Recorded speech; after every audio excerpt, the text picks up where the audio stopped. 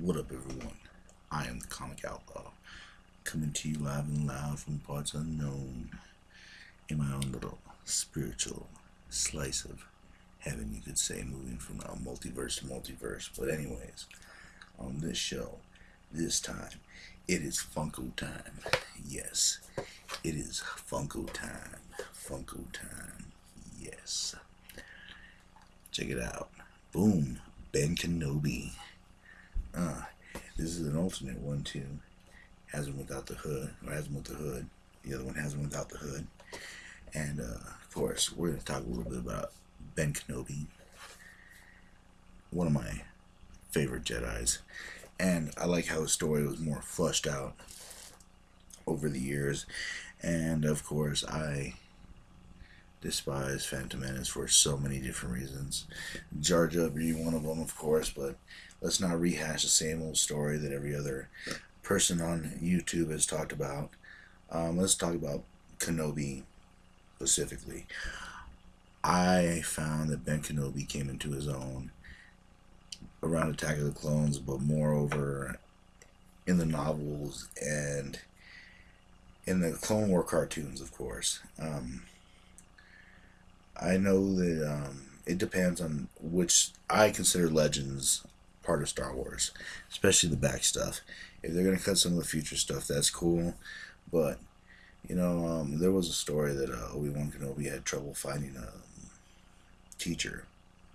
He was about 12, and he met Qui-Gon Jinn, and Qui-Gon is basically, for lack of a better term, a heretic among the Jedi's for his radical beliefs. And Qui-Gon is one of my favorite Jedi's of all time. He takes Obi-Wan in. Obi-Wan at this point didn't have a strong sense of the Force, but he had amazing combat skills. And interesting enough, that was the reason that Dooku actually took in Qui-Gon for his fighting skills. But that's a whole nother story. They become inseparable. Of course, the events happen on Episode 1, Phantom Menace. Everyone knows Qui-Gon ends up dying. Obi-Wan ends up taking Anakin. And, watch the movies, watch the show. And I love how Obi-Wan was always crafty. Like, if he could fight, but if he can expose your weakness and find another way to avoid combat, I always loved that he was a trickster. I always found that interesting, and I always found that interesting that his life sort of paralleled with Anakin's. Like his relationship with the queen on, let's see, Mandalorian queen. I think her name was, I can't remember her name. I found that interesting that he chose to rise above. So everything about Ben, like I said, has that classic je ne sais quoi, you could say. So without further ado, let's open the toy. Let's see what we got here.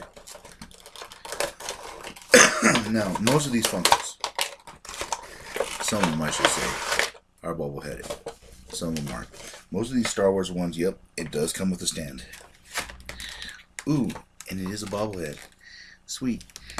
If you watch my show, you'll know that I love Funko bobbleheads. It's one of the reasons I love buying marbles. And they're owned by the same company, so. And of course, it has that classic blue lightsaber, which everyone's known for. I love how his story kind of came full circle. Although, I must admit, later on in Rebels, his fight with Darth Maul was sort of anticlimactic for me. I don't know. But I've always loved Obi-Wan Kenobi. I always thought that he was a very interesting character. And he was one of those guys that always had a trick up his sleeve. And I always appreciated that about Obi-Wan Kenobi.